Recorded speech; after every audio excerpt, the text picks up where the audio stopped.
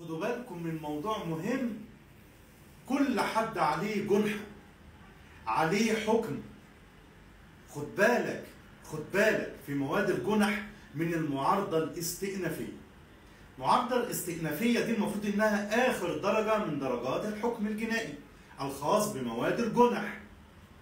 لو حضرتك عملت المعارضة الاستئنافية وما حضرتهاش هتاخد كأن لم تكن.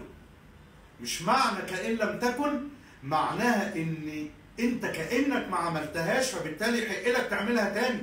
لا، معنى كأن لم تكن ان الحكم الاخير الاساسي اللي موجود على حضرتك ده بقى ثابت عليك، وان اجراءات المعارضة ديت كأنك ما عملتهاش، واصبح هذا الحكم باتا، واصبح ما عندكش اي حاجة تقدر تعملها في القانون غير انك تتمسك يا اما بالتصالح مع المجني عليه يا اما بايه؟ باجراءات السقوط بعد مضي 5 سنين على هذا الاجراء.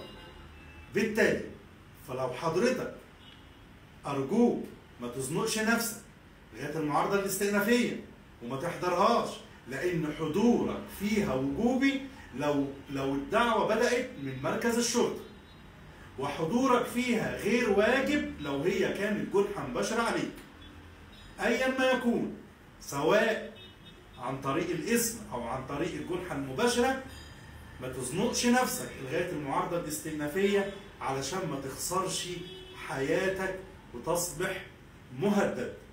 وربنا يسلمكم جميعا وأشكركم جزيلا.